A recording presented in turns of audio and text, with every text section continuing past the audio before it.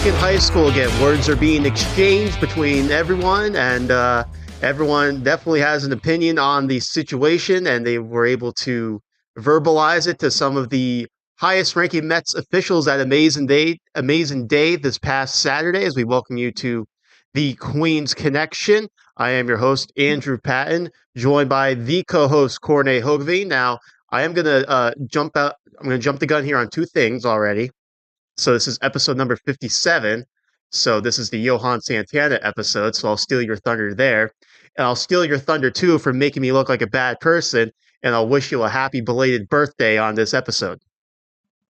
Well, good job on you. You're almost a week too late now. So, yeah, you a couple of years ago when we were together in Florida, you said the famous words, I only give people birthday wishes who truly matter to me. That year, he forgot my birthday, and he thought, "Oh well, just do it again." So shows where I stand. I'm the co-host on the podcast, and apparently nothing more.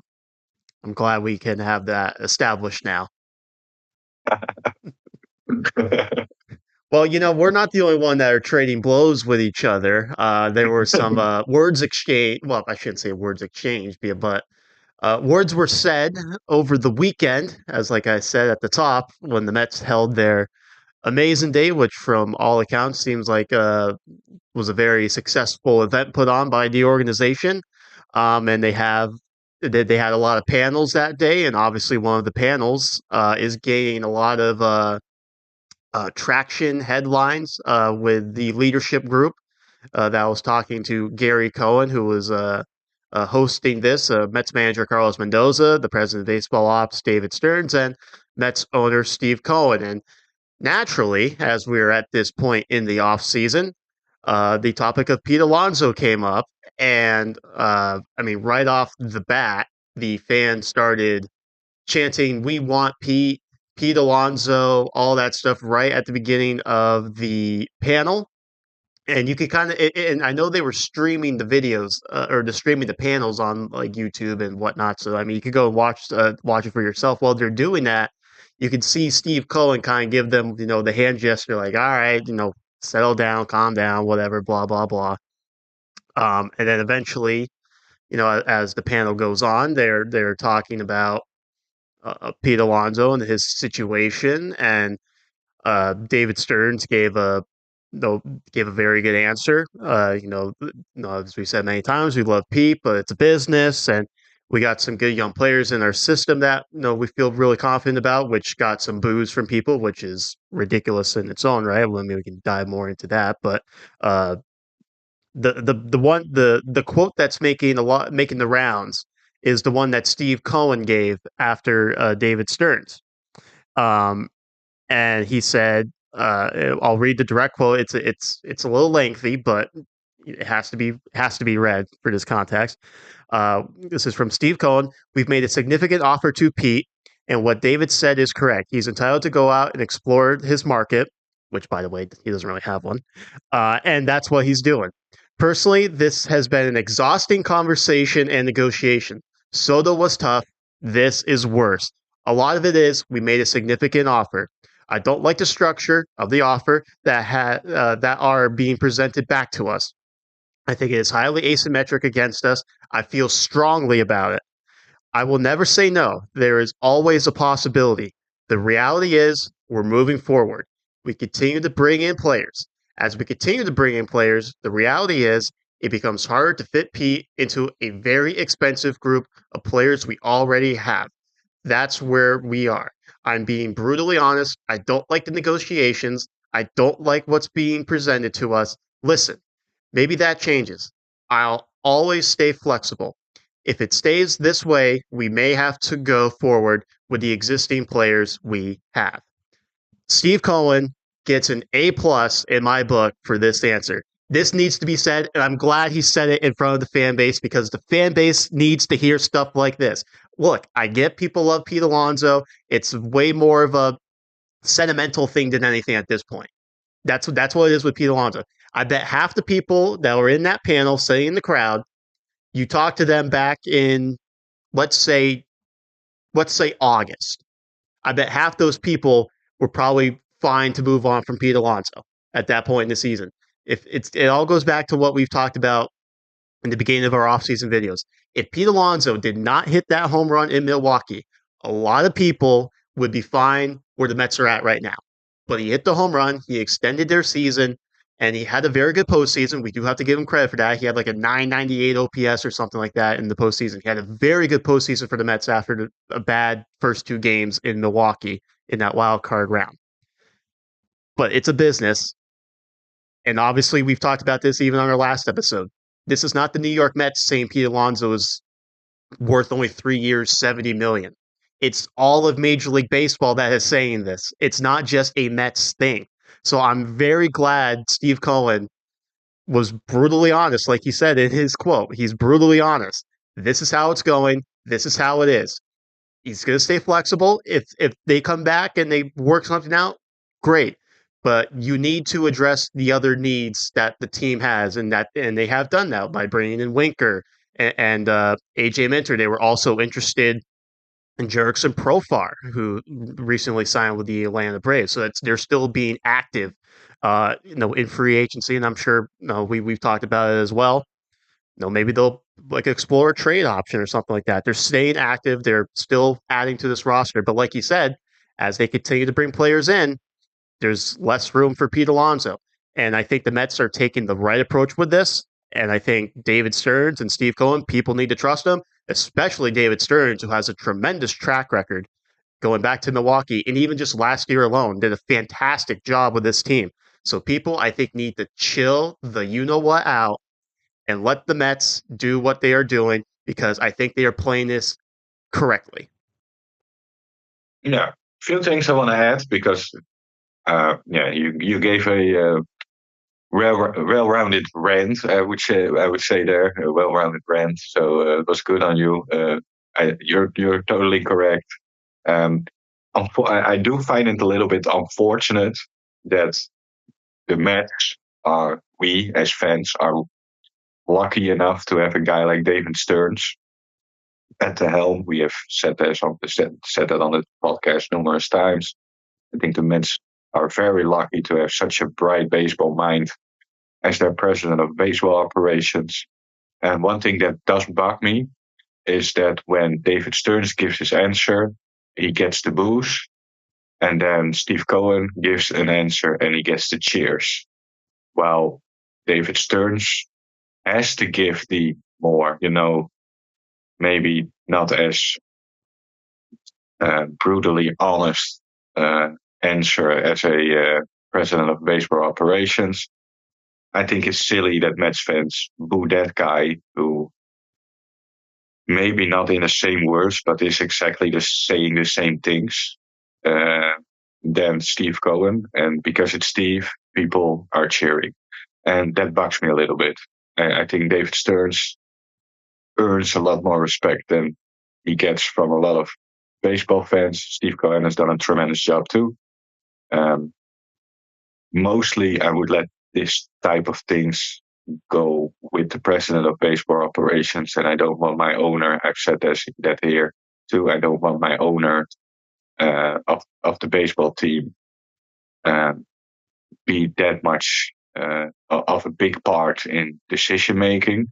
I don't think right now Steve necessarily is that, but I think Steve had to took that stand and turned the perception around by a lot of people in that room. And to me, it's unfortunate that Steve is the only one capable of doing that for this fan base. And that's not no knock on David Stearns, because I believe there are many, many Mets fans who are extremely happy with David Stearns. But there are also a lot of Mets fans who call him Sleepy Stearns or whatnot because he signed Juan Soto and maybe he's not re-signing Pete Alonso. And also, it also bugs me then if when you say this, then they say, yeah, Juan Soto was a Steve Cohen thing and not a David Stearns thing, which also is bananas to me because Dave Stearns is your president of baseball operations, so he makes the baseball decisions. So It's not like Steve Cohen does the good things and David Stern does maybe the less sexy things on paper. That's also something that's completely wrong in the vision of many Mets fans. And for the rest, I totally agree. So I don't have to repeat what you said. I like what you said too when it comes to excuse me, uh, the no the no how no David Stern said it in the more professional manner that he has to say it because of his job. And when Steve Cohen is more brutally honest, it gets like it resonates more, I guess, with the fans or whatever. And you're totally right about that. Um, yeah, it's crazy to me, like people that are getting on David Stearns' case and whatnot. I mean, look, could no theoretically could Alonso go somewhere and just like have a totally awesome season and the Mets plan doesn't work out the way they were expecting it? Yeah, that's totally possible. But I feel confident that they can evaluate the talent they have internally and say, you know what, we think this guy can come up and not give. It's hard to replicate the production Pete Alonso gave the last 6 years and whatnot. But if they can find someone that can, be a solid, be a solid player at first base or third base, however they're gonna maneuver this, because it's really the corner infield spots. It's that are I don't want to say limbo. That's not the right word, but are kind of uh, fluid, I guess might be the right word. There could be some mixing and matching at those positions. If they have players internally that they think they can hold the fort down, then I'm fine with doing that. And then you can allocate those resources for other needs, whether it be in the bullpen or adding more position player depth if that's what they want to do.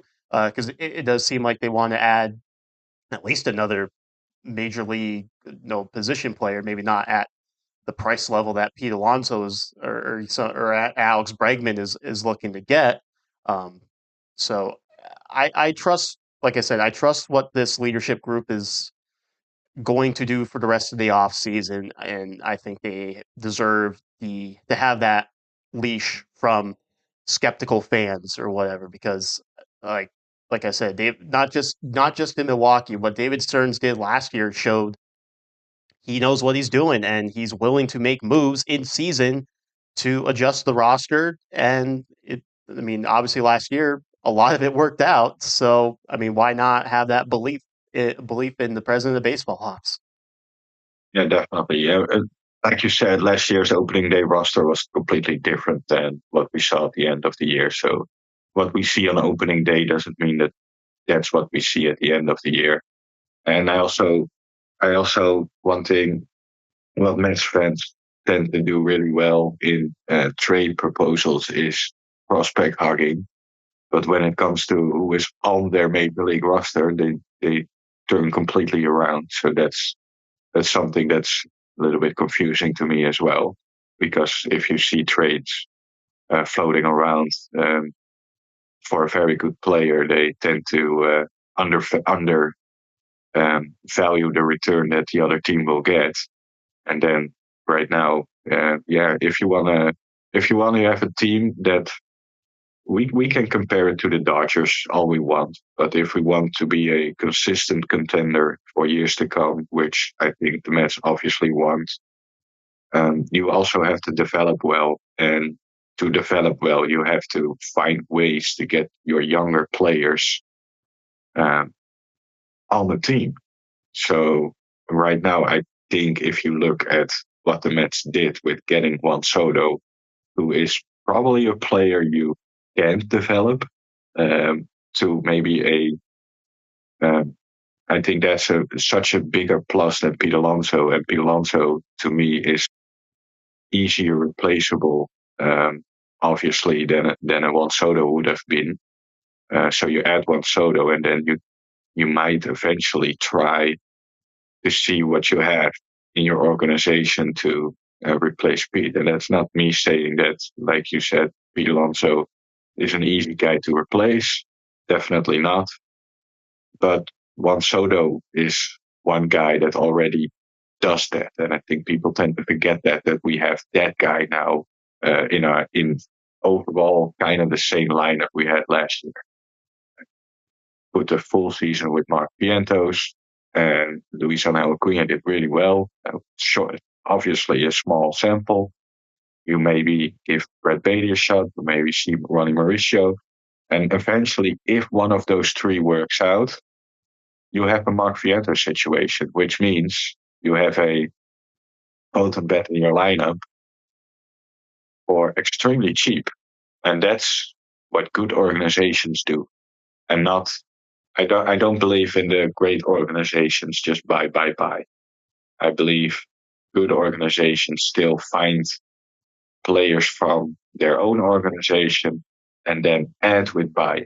And that's what the Mets are doing right now, getting Juan Soto, and then that's a major bat in your lineup. You still have Lindor, you still have Vientos, and then you add hopefully one of those three young guys will fit. Yeah, no, I totally agree. The best way to get these guys or make or how do I want to word this? You're not going to know if your homegrown talent is majorly capable or worthy unless they get time in the major leagues. Now, I understand when it comes to someone like Brett Baty, who people are now very skeptical of because it seems like he's had his chances and he hasn't necessarily taken them and run with them for a sustained period of time. People are ready to move on from Brett Baty, but I'm not there yet. Because I want to see how he does with this kind of front office, developing him. And they've obviously added some versatility to his game, or they're trying to add versatility to his game, which makes him more valuable for this team if he is able to perform well at those positions. And that's something we're going to dive into fairly soon. But even like a Luisangel Acuna, Ronnie Mauricio, I mean, obviously Mark Vientos last year is exhibit A of how a guy can take a little bit of time to find sustained success at the major league level. So it could happen for Brett Baty this year. It could happen for Luisangel Acuna, who flashed in his couple of weeks with the team and down the stretch last season. Ronnie Mauricio flashed when he came up in 2023. So why not give these guys a chance to see if they can do it for? I shouldn't say a whole 162, but because they'll probably mix and match and whatnot. But with regular at bats at the major league level, I'm fine taking that chance. Yeah, one thing wanted to add is that um, it would be different if you only had Brett Baty, but you have three guys you can try out there, and I think that's a major plus for this team. You can, you know, you have some versatility from the players. I still think the second half that Jeff McNeil had provided maybe a little bit more insurance that he's part of the team. He changed his approach, and it really, really worked until his injury. So I think that could be a real change and a far better player than we see for the last season. So you have your second baseman there, and then you have three guys three guys. It's more than one. It's more than put all your hopes into one prospect. It are three guys, and then we don't even mention Jared Young. As I sent you in the chat, David Stearns, not the first time he got somebody from the KBO who did well in the years after with Marcus Thames, and now he brought Jared Young, who had a small stint in the KBO, but had an OPS over 1,000. So maybe that works. And you have that as depth. You have Joey Meneses, who did well in winter ball. So are they Pete Alonso? No, but again, you have Juan Soto. So that would it be nice if you add Pete Alonso to this lineup? Obviously, but it would be very nice. I mean, honestly, if you have Pete Alonso behind Vientos and Soto, that would be really nice. But the Mets don't value Pete Alonso at the price point that he wants, and not just the Mets. There are other teams. So why blame them for that? Yeah, you talked about Joey Meneses doing well in winter ball. Well, Luisangel Acuna doing very well in winter ball this off season. And a quote Carlos Mendoza said when he met with the media is Luis Angel Acuna will have a, as I quote, huge role on the 2025 New York Mets. So, um, if that's the case, what kind of role do you expect that to be? Do you think he's going to uh, play some third base? We know he can play up the middle, both in the infield and in the outfield a bit. So what no, when they say a huge role for Luis Angel Acuna, what in your mind does that entail? Well, I think he's going to play some second. I think you could also see that maybe with the DH role I said last week, you can give Lindor a couple of DH days and have him off shortstop with Acuna playing short. I think Lindor played a ton of games last year, had some back issues at the end, so maybe it's good for Francisco to get a couple of days there. I don't necessarily know his third base capability, so I'm not 100% sure about that. I know that um, Brett Baty and Ronnie Mauricio both play decent third base. I mean, he's a good middle infielder, so he might be able to play a solid third. But again, I'm not 100% sure. In a perfect world, he's our new center fielder. I would say. I think that would be a perfect spot for him. But again, I don't think that he gets enough reps there to take that job, because I think with the bat, um, you get most uh, added value with Luis Acuna a center against all the other bats and availabilities we have. But it's probably going to be a kind of like the Jose Iglesias role. I think that's a good comp, Jose Iglesias. I like that. I mean, and we talked about the Mets still trying to bring in position players. I wouldn't necessarily be against bringing in Jose Iglesias, just for some uh, veteran, just to have a veteran around, I guess, in case some of these, some guys go through some struggles or whatnot. There's a guy you feel comfortable plugging in. And now, is he going to hit at the level he did last year? No, I think that's a little unfair to expect that. But no, it's a guy you feel comfortable plugging in there, whether that's second, third, short. If need be, the guy's been around the block. He knows how to do the job. Definitely, I think Jose Iglesias is definitely a would be a welcome addition, also because of the uncertainties with third base. I think with Jose Iglesias on your roster, you can still have a competition in spring training and see who of those young guys will win that job. And he's there if in season it doesn't work. You can always plug him in. So I think that veteran backup middle infielder would definitely be smart. Yep, I agree with that. Some other kind of news and notes that were talked about at this amazing day event was Mark Vientos, Brett Baty. They were told to take reps at first base by uh, the likes of David Stearns, and obviously we know Vientos has played first base at the major league level, and we kind of have speculated that that's probably more of a better fit defensively than anything. But also interesting to see they're going to maybe tried Brett Baty there. Now we know Baty is trying to add some versatility to his game. Played some second base down at AAA last year. Sounds like he's still taking reps there. He even said he goes to his old high school and takes reps in the outfield, shags some fly balls. So, um, do you think, or how? I mean, obviously, it's hard to say because we don't know.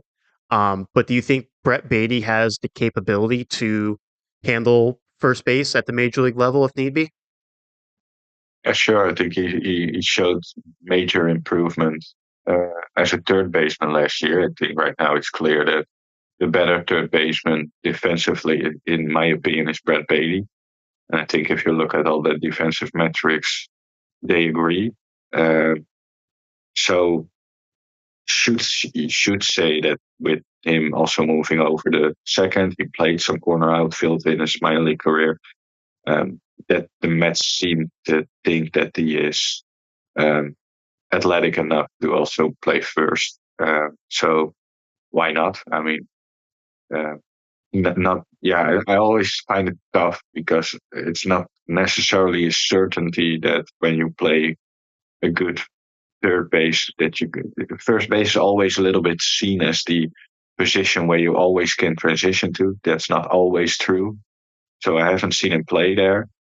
But if Mark Vientos can play a solid first, I think that Brett Baty could do that as well. So why not?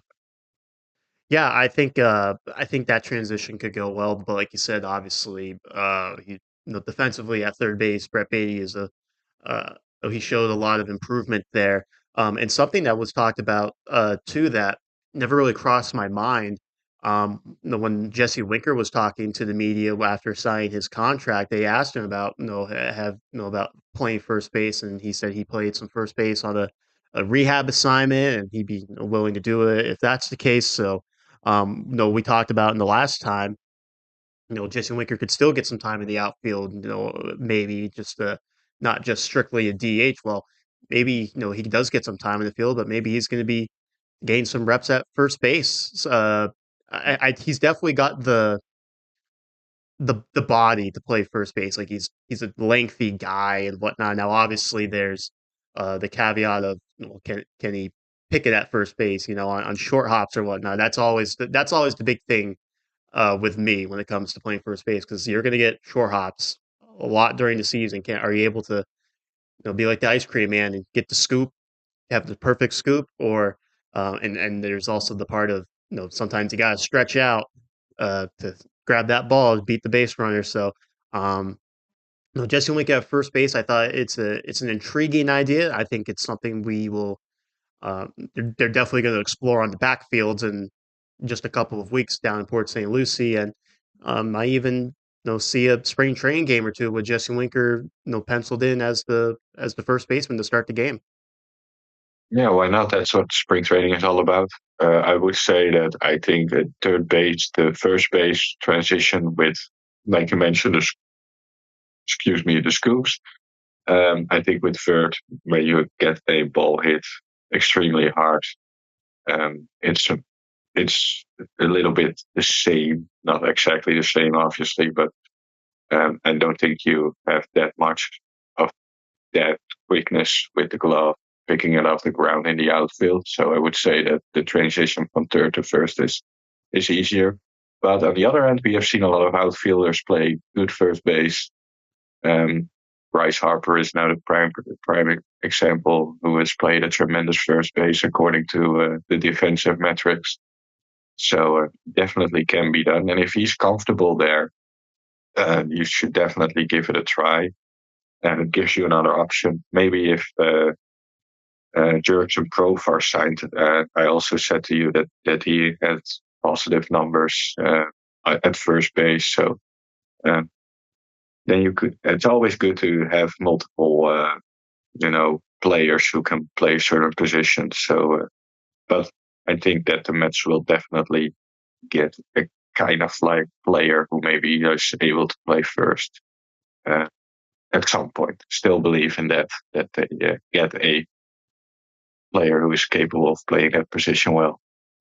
Yeah, they got a lot of players they could throw against the wall and see which one sticks. I think that's a good way to kind of Yeah, summarize everything that we've talked about for the last couple of minutes or so. Obviously, there's some guys that were playing through injuries last year that have to had some off-season surgery, go under the knife, uh, and no, they shared some updates with the media about their rehab and whatnot. Obviously, for me anyway, the headliner is Brandon Nimmo, who was battling the plantar fasciitis during the playoffs last year and still had some pretty respectable postseason numbers. They were asking him, and Brandon says he feels good. He feels he's fully planning on be ready for opening day. He's hitting.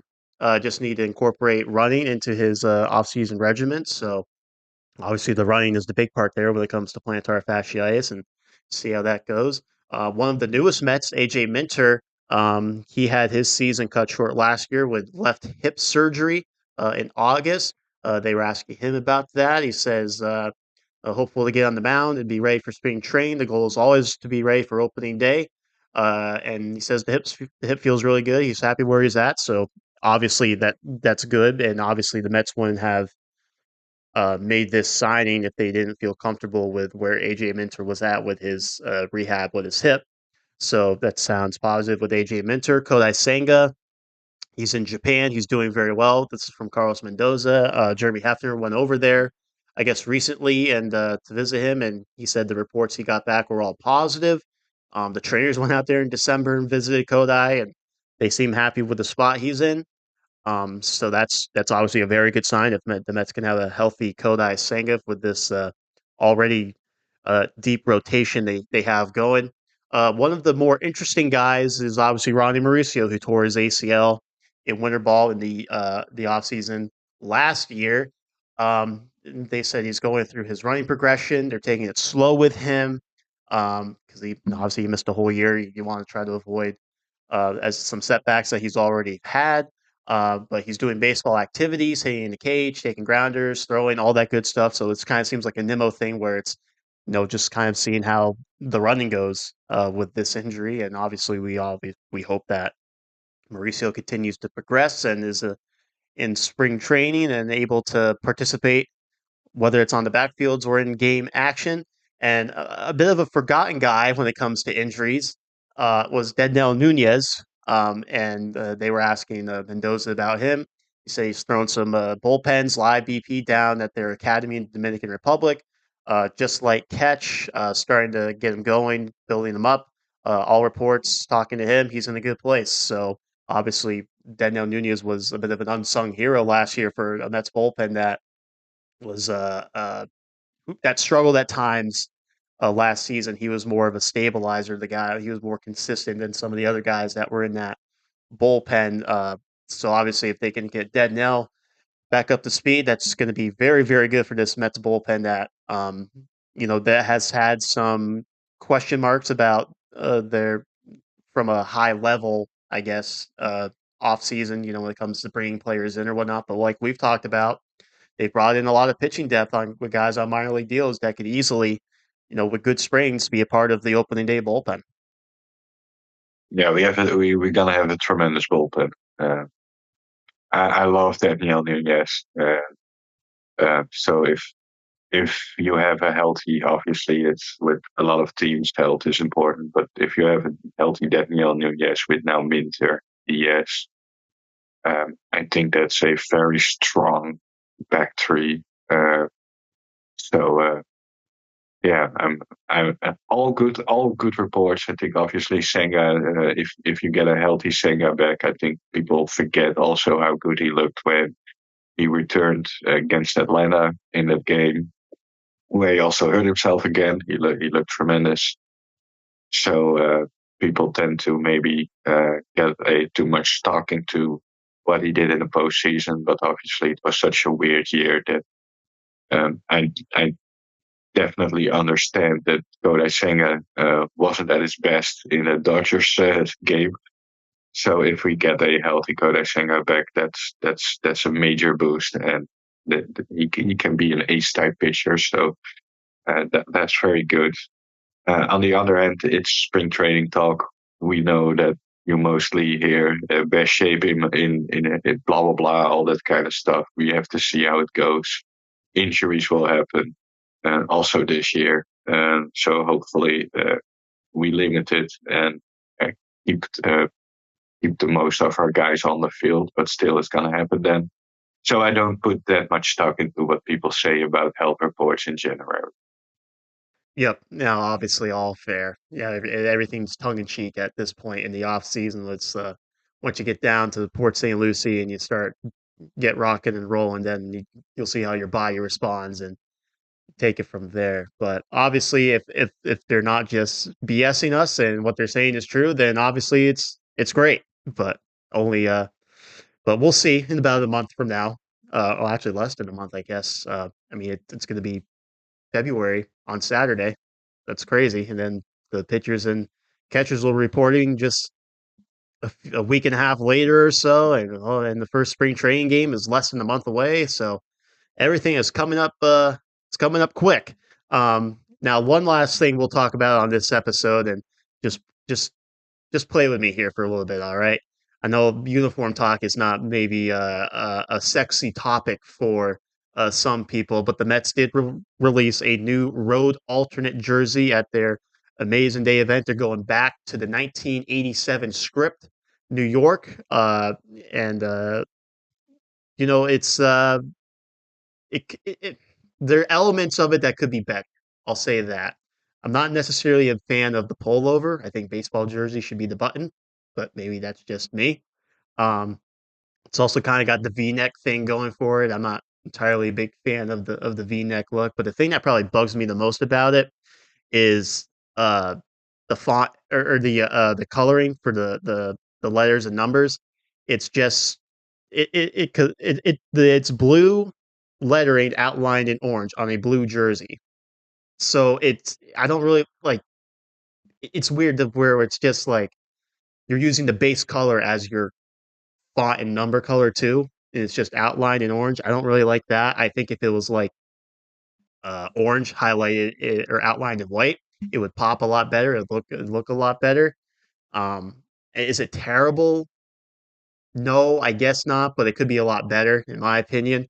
But that being said, I'll still have probably to get a Brandon Nimmo one.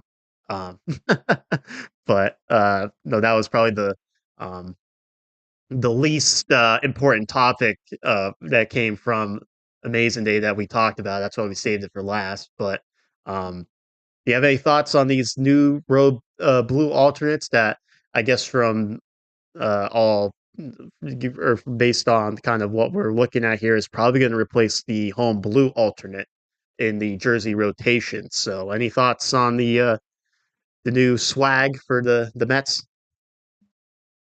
A couple. I love the blue home, but on the other hand, I understand that that's the one leaving. Last year we had 4 home jerseys and 1 road jersey. So I like that we add a second road jersey and not having the fourth home jersey. If what my opinion is about one of the jerseys the Mets have as a home jersey. I'm not a fan of the pinstripes. That's a very controversial thing to say, I know. Um, I'm not, no, I think it looks like a little bit of a pajama. So for me, I would have kept the blue and orange home jersey over the pinstripes. I know the pinstripes, it's more of a historical thing in baseball. Baseball jerseys are pinstripes, blah, blah, blah, blah, blah. You know me, I'm not necessarily too big on the history of baseball. I'm a fan since '07. I'm a Dutch guy, so I don't have the baseball history in my upbringing as a child. So if I totally look at uniforms and at jerseys the way without any other biased things which makes my opinion differently, then to me the pinstripes it's the worst one we have. I have to put it out there just to annoy Andrew probably because he loves the pinstripes. It's his favorite.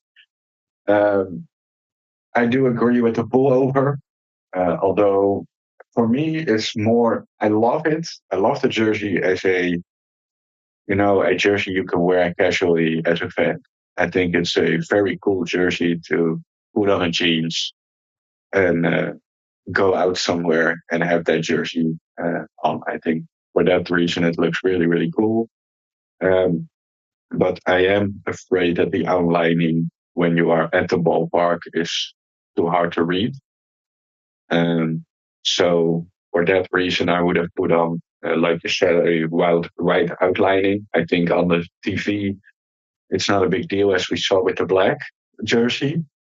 But I think if you are at the ballpark, it's a little bit different.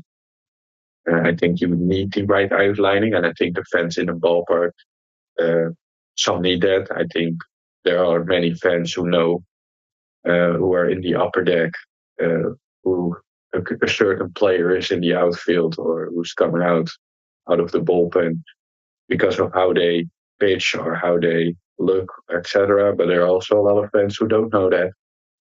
We know that, so they need the numbers, they need the name, and they should the number at least the number should be readable.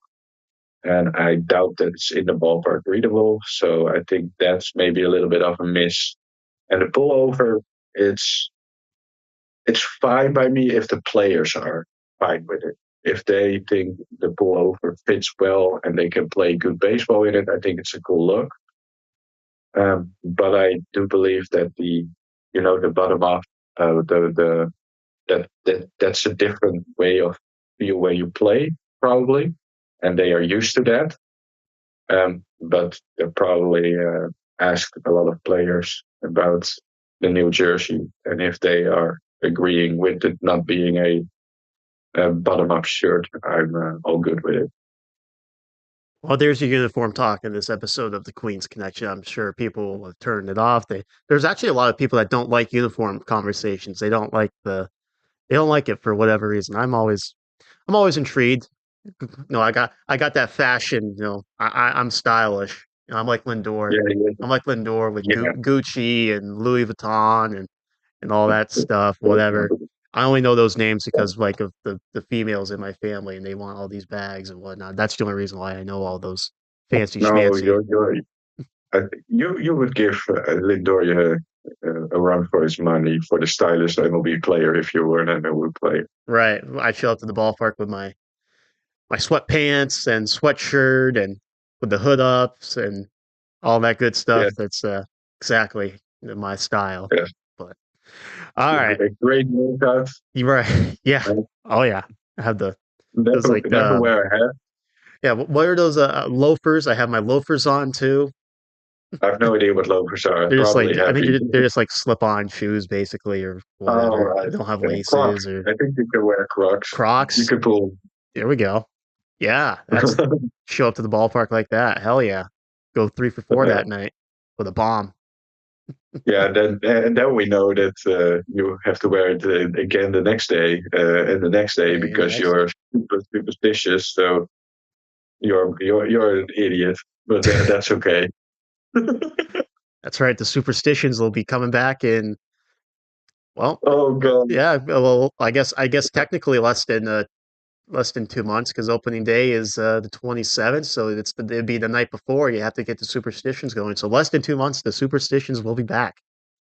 Yeah, the superstitions will change on a daily basis depending on how the scores. And I always find funny people who are listening, or maybe they are already turned off anyway. But um, when we were in Miami, that I wore a different outfit for game 2, and I wasn't allowed to wear the same hat that day, so I had to wear the hat that I wore on game 1. Fortunately for us, the Mets won.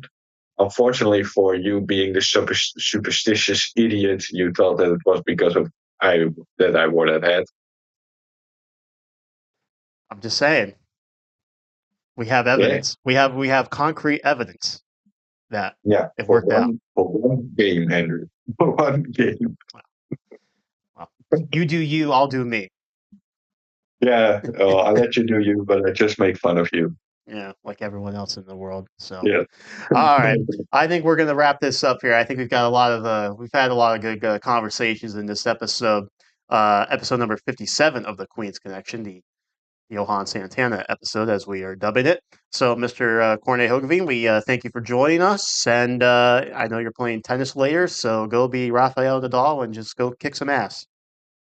Well, Rafael Nadal quit, so you could Well, have said yes. you're a quitter too, so I guess that fits. Yeah, you could have said Sinner. That would have made me better because he just won the Australian Open. Andrew. All right, Keep up how with about is it Nokic or Novak? Novak Djokovic. Yeah, yeah, yeah, He's yeah. the goat. Yeah, He's the goat. yeah, yeah. Go play like him. I wish. Yeah, Yeah, well, I know someone that thinks they play like that, but we won't get into that.